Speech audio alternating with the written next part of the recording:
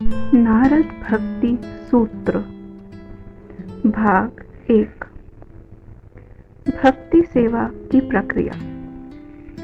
भगवान की भक्ति सेवा को भगवद गीता में समझाया गया है, जहाँ भगवान कहते हैं कि एक आत्म साक्षात्कारी व्यक्ति हमेशा ब्रह्मभूत के रूप में जाना जाने वाली पारलौकिक स्थिति में होता है, जो आनंद की विशेषता है।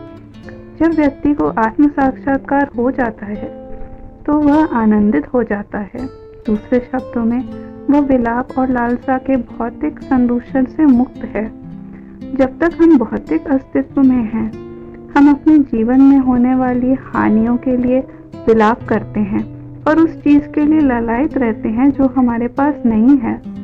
एक आत्म साक्षात्कारी व्यक्ति आनंदित होता है क्योंकि वह भौतिक शोक और लालसा से मुक्त होता है।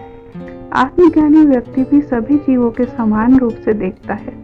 उनके लिए जीवन की उच्च और निम्न प्रजातियों के बीच कोई अंतर नहीं है। यह भी कहा गया है कि एक विद्वान व्यक्ति एक बुद्धिमान ब्राह्मण और एक कुत्ते के बीच अंतर नहीं करता है, क्योंकि वह शरीर के भीतर आत्मा को देखता है, बाहरी शारीरिक विशेषताओं को नहीं।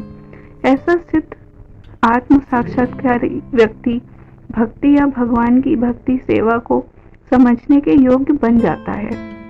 भक्ति इतनी उत्कृष्ट है कि केवल भक्ति के माध्यम से ही कोई भगवान की संवैधानिक स्थिति को समझ सकता है। यह भगवद गीता में स्पष्ट रूप से कहा गया है, भक्त्या माम अभिजानाति।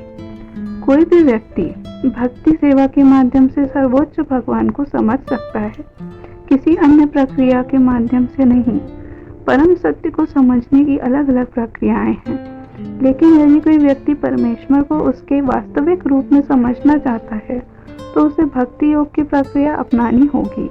अन्य रहस्यमय प्रक्रियाएं जैसे कर्म योग, ज्ञान योग और ध्यान योग, लेकिन परम भगवान के व्यक्तित्व को उनकी भक्ति सेवा के अलावा समझना संभव नहीं है।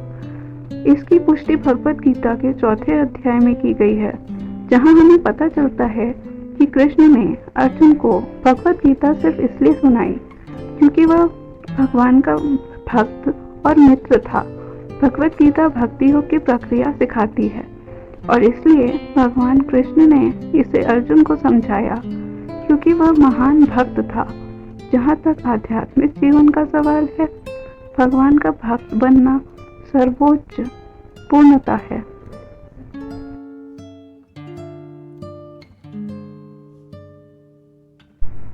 ऐसी ही और रोचक कथाएं सुनने के लिए हमारा चैनल सब्सक्राइब करिए और बेल आइकन दबाइए। धन्यवाद।